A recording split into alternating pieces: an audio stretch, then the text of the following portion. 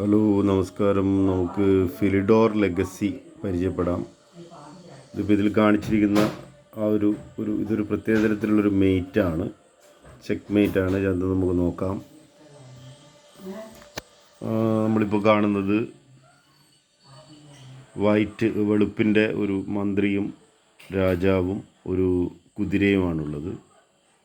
ബ്ലാക്കിനാണെങ്കിൽ ഒരു തേരും 3 കാലാളുകളും രാജാവുമുണ്ട്. ഇപ്പോൾ വൈറ്റാണ് മൂവ് ചെയ്യുന്നത്. വൈറ്റ് ആദ്യം തന്നെ മൂവ് ചെയ്തുകൊണ്ട് പോകുന്നത് ചെക്ക് കൊടുക്കാനാണ്. ചെക്ക് കൊടുത്തു കഴിഞ്ഞാൽ രാജാവ് ഇങ്ങോട്ടേക്ക് മാറുകയാണ്. കറുപ്പ് രാജാവ് മാറി സുരക്ഷിതമായൊരു സ്ഥലത്തേക്ക് പോകുന്നു. ഉടൻ വരികയാണ് കുതിര കൊണ്ട് ഉപയോഗിച്ചിട്ടുള്ളൊരു ചെക്ക്.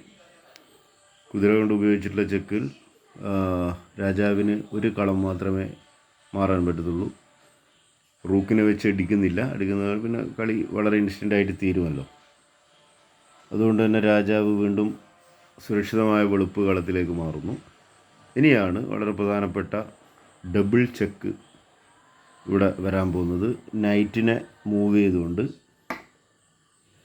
ഡബിൾ ചെക്ക് ചെയ്യുകയാണ്. ഡബിൾ ചെക്കിൻ്റെ ഒരു പ്രത്യേകത എന്ന് പറഞ്ഞാൽ മന്ത്രിയും കുതിരയും രണ്ടും ഒരേ സമയം കറുപ്പ് രാജാവിന് ചെക്ക് കൊടുത്തിരിക്കുകയാണ്.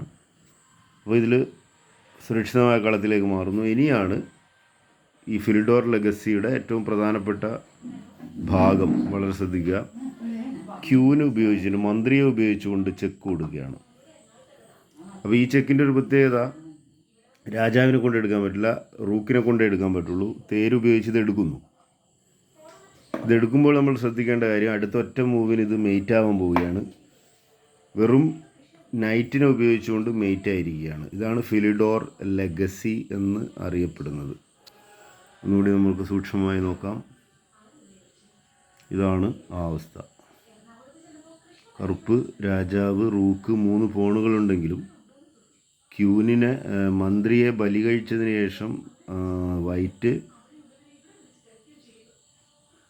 വെളുത്ത കുതിരയെ ഉപയോഗിച്ചുകൊണ്ട് രാജാവിനെ മെയ്റ്റ് ചെയ്തിരിക്കുകയാണ്.